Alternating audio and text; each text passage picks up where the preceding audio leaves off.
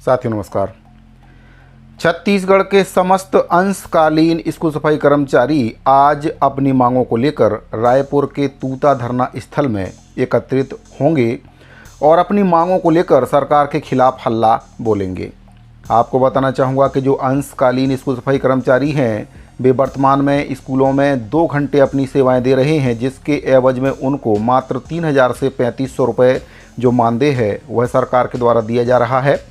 भाजपा जब सत्ता में नहीं आई थी तब भाजपा के द्वारा अंशकालीन स्कूल सफाई कर्मचारियों से एक बहुत ही महत्वपूर्ण वादा किया गया था कि अगर हमारी सरकार सत्ता में आई तो आपके मानदेय में 50% की वृद्धि की जाएगी। इसके साथ ही आपकी जो मांग है कि अंशकालीन से पूर्णकालीन किया जाए उस पर भी सरकार विचार करेगी। साथ ही सरकार तो बन गई, लेकिन कहीं ना कहीं अंशकालीन स्कूल सफाई कर्मचारियों की मांगों को सरकार भूल गई है। कर्मचारियों ने भाजपा की सरकार बनाने में काफ़ी महत्वपूर्ण भूमिका निभाई है। यहाँ पर मैं आपको बताना चाहूँगा कि जो स्कूल सफाई कर्मचारी हैं वे विगत 15 वर्षों से अपनी सेवाएं लगातार स्कूलों में दे रहे हैं और इसके बदले में उनको मात्र 3,000 से 3,500 रुपये देना कहाँ तक सही है। एक आम व्यक्ति भी अगर कहीं पर काम करने के लिए जाता है और उससे अगर ये बोला जाए कि हम आपको केवल 2 घंटे के लिए ही काम पर रखेंगे, इसके बाद आप चले जाना और कहीं और काम देख लेना, तो या तो वो आदमी उस व्यक्ति के यहाँ काम करने से सीधा मना कर देगा या फिर उससे ये मांग करेगा कि आप 2 घंटे के बजाय हमको पूरा दिन काम दीजिए, तभी हम आपके यहाँ काम कर पाएंगे। क्योंकि आधे बीच में काम छोड़कर दूसरे जगह अगर वो काम करने के लिए जाएगा तो उसको दूसरे जगह भी काम नहीं मिलेगा। मैं आपको एक यहाँ पर छोटा उदाहरण भी देना चाहूँगा कि अगर आप एक घर का निर्माण करा रहे हैं और अगर आप किसी लेबर से ये कहें कि केवल आप आधे दिन तक हमारे यहाँ काम कीजिए और आधे दिन के बाद कहीं और काम करने के लिए चले जाइए, क्योंकि आधे दिन के बाद हमें आपकी ज़रूरत नहीं है, तो साथियों वह लेबर साफ साफ आपके घर पे काम करने से मना कर देगा। क्योंकि वह ऐसी जगह काम करने जाएगा जहाँ पर उसको पूरे दिन काम मिल सके और पूरे दिन का मेहनताना भी उसको वहाँ पर मिल सके। तो यही मांग अंशकालीन स्कूल सफाई कर्मचारी कर रहे हैं। शासन का कहना है कि आप हमारे यहाँ 2 घंटे काम कीजिए और 2 घंटे के बाद आपको जहाँ जाना है वहाँ जाइए, हम आपको काम पर नहीं रख सकते हैं। और स्कूल सफाई कर्मचारियों का कहना है कि 2 घंटे काम करने के बाद हम कहाँ जाएँ, कोई हमें काम पर रखता नहीं है और 2 घंटे के बदले में जो वेतन आप हमें दे रहे हैं उससे हमारे परिवार का गुजारा नहीं हो पा रहा है। बस बात यहीं पर अटकी हुई है। बरसों से इसी उम्मीद में अंशकालीन स्कूल सफाई कर्मचारी स्कूलों में अपनी सेवाएं देते आ रहे हैं कि आज नहीं तो कल कोई ना कोई सरकार तो हमारा दर्द समझेगी, कोई ना कोई सरकार तो हमारी मांगों को पूरा करेगी।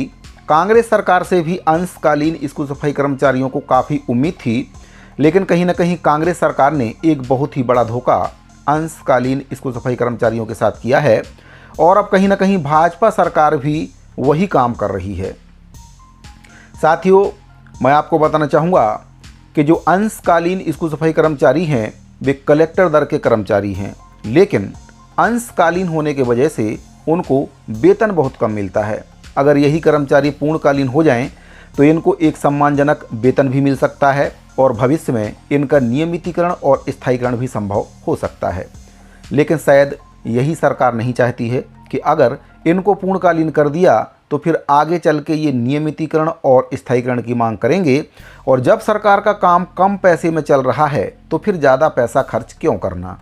तो साथियों, सरकारें और जो मंत्री विधायक होते हैं वे केवल अपनी सुख सुविधाओं पर खर्चा करना पसंद करते हैं, कर्मचारियों को वे पैसा देना पसंद नहीं करते हैं, क्योंकि उनका एक ही मकसद रहता है कि जो काम कम पैसे में हो रहा है तो उसके लिए ज़्यादा पैसे खर्च क्यों करना। और आज के समय में जिस तरह से बेरोजगारी है उस हिसाब से अगर देखा जाए तो अगर जो कर्मचारी कम पैसे में काम कर रहा है अगर वह उस काम को छोड़ता है तो तुरंत ही वहाँ पर दूसरा कर्मचारी भी अवेलेबल हो जाएगा, क्योंकि बेरोजगारी ही इतनी है कि जिसको काम की ज़रूरत है वह कम पैसे में भी काम करने के लिए तैयार हो जाता है। बस यही एक कमज़ोर कड़ी है जिसका फ़ायदा सरकारें उठाती हैं। लेकिन साथियों, यहाँ पर मैं सरकार से ये कहना चाहूँगा कि सरकारें आती हैं और जाती हैं, लेकिन कर्मचारियों की मांगों को कोई पूरा नहीं कर पाते हैं। भाजपा सरकार के द्वारा जो भी वादे घोषणा पत्र में किए थे, उसमें सबसे बड़ी खासियत ये थी कि ये सभी वादे मोदी की गारंटी के नाम से किए गए थे। और मोदी जी चूँकि खुद कहते हैं कि मोदी की गारंटी का मतलब है गारंटी के पूरा होने की गारंटी, लेकिन कहीं ना कहीं छत्तीसगढ़ में मोदी की गारंटी फेल साबित हो रही है। अंशकालीन स्कूल सफाई कर्मचारियों के साथ साथ जो एनएचएम संविदा स्वास्थ्य कर्मचारी हैं, वे भी अपनी 10 सूत्रीय मांगों को लेकर अनिश्चितकालीन हड़ताल कर रहे हैं। इसके साथ ही छत्तीसगढ़ कर्मचारी अधिकारी फेडरेशन के द्वारा भी चरणबद्ध आंदोलन किया जा रहा है।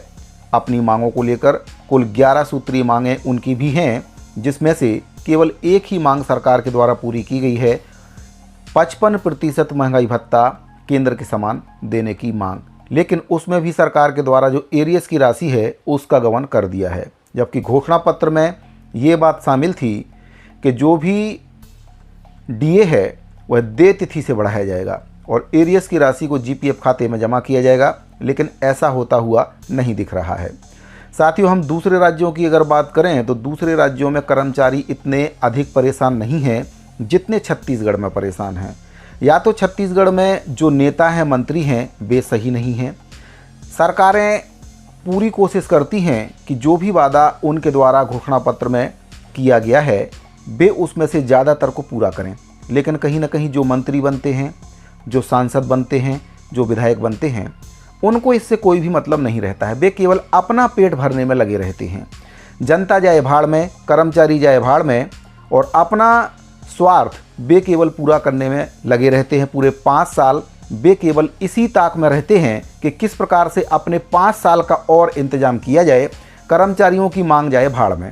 तो साथियों, ऐसे नेताओं को पहचानना होगा, ऐसी सरकारों को पहचानना होगा, और अगले बार जब भी आप अपने मताधिकार का प्रयोग करें तो सोच समझ कर करें कि कौन सी सरकार, कौन से मंत्री विधायक, कौन से नेता आपकी मांग को पूरा करा पाएंगे और कौन से नेता मंत्री केवल आपके मंचों पर आकर भाषण देकर चले जाएंगे। क्योंकि भाषण देना बहुत आसान है। जब भी हड़तालें होती हैं तो कर्मचारियों के मंचों पर जा जाकर विपक्षी दल के नेता बड़े बड़े वादे कर देते हैं, बड़े बड़े भाषण दे देते हैं कि हम आएंगे तो आपकी मांग को पूरा करेंगे, सबसे पहले हम आपकी चिंता करेंगे। लेकिन जब सरकार आती है तो उन नेताओं का अता पता नहीं रहता है। साथियों, यहाँ पर आप एक बात को नोटिस करेंगे कि जब कांग्रेस सरकार थी, तब जब हड़ताल अनियमित कर्मचारी कर रहे थे, तब भाजपा के ही कई बड़े बड़े नेता कर्मचारियों के मंचों पर आकर बड़े बड़े वादे कर रहे थे। अब उन्हीं नेताओं के अते पते नहीं हैं कि वे कहाँ हैं, और हड़ताल का भी शायद उनको पता होगा, लेकिन वे कर्मचारियों के मंच पर नहीं जाएंगे, क्योंकि उनको पता है कि सरकार कर्मचारियों के लिए कुछ खास कर नहीं रही है। ऐसे में कर्मचारियों के मंच पर जाकर किस मुंह से उनको आश्वासन देंगे और उनको क्या कहेंगे। इसीलिए जो सरकार में बैठे मंत्री हैं, नेता हैं या फिर उनके प्रवक्ता हैं, वे कर्मचारियों के मंचों पर कहीं भी नहीं दिख रहे। अफसोस की बात यह है कि साथियों, सत्ता पक्ष के साथ साथ विपक्ष के नेता भी ये सब देखते हुए मौन बने हुए हैं। कहीं ना कहीं ये बहुत बड़ी विडंबना है कि छत्तीसगढ़ में सत्ता पक्ष और विपक्ष एक ही सिक्के के दो पहलू हैं। यानी कि जब कांग्रेस की सरकार होगी तो बीजेपी वाले आपके मंचों पर जाएंगे, और जब बीजेपी की सरकार होगी तो कांग्रेस वाले आपके मंच पर जाएंगे। लेकिन वादे पूरे कोई भी सरकार आपके नहीं करने वाली है। अब ऐसे में कर्मचारी जाएं तो जाएं कहाँ। तीसरा विकल्प छत्तीसगढ़ में पूरी तरह से अवेलेबल नहीं है, इसीलिए कर्मचारी कहीं ना कहीं इन दोनों ही पार्टियों के बीच पिस रहे हैं। मांग पूरी हो नहीं रही है, कम वेतन में काम करने को लेकर कर्मचारी मजबूर हैं, और अपनी व्यथा वे बताएं भी तो किसको बताएं। किसी के पास उनकी समस्या का समाधान करने का कोई भी रास्ता नज़र नहीं आ रहा है। तो साथियों, अंशकालीन स्कूल सफाई कर्मचारी अपनी मांगों को लेकर आज तूता धरना स्थल में एक बड़ी संख्या में जुटेंगे और अपनी आवाज़ बुलंद करेंगे।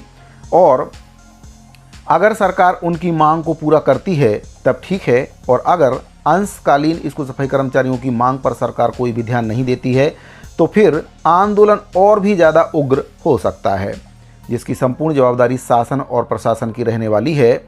यहाँ पर मैं शासन से केवल एक ही अनुरोध करना चाहूँगा कि जो भी वादे उनके द्वारा घोषणा पत्र में किए हैं उनको वे पूरा करें।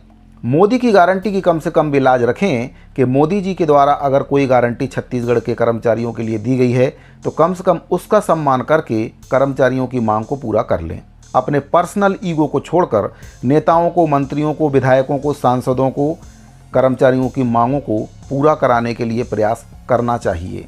साथियों, अगर आप भी एक कर्मचारी हैं तो अपनी राय को कमेंट बॉक्स में ज़रूर बताएं कि सरकार आखिर कर्मचारियों की मांग क्यों पूरा नहीं कर रही है, और अगर सरकार कर्मचारियों की मांग पूरा नहीं करती है तो अगले बार चुनाव में इस सरकार का क्या हाल होने वाला है, इसके बारे में भी आप कमेंट बॉक्स में अपनी राय दे सकते हैं। साथियों, अगर आपको वीडियो अच्छा लगा हो तो वीडियो को लाइक करें, अपने दूसरे साथियों को इस वीडियो को शेयर जरूर करें। मिलते हैं अगले वीडियो में, अभी के लिए दीजिए इजाज़त। धन्यवाद।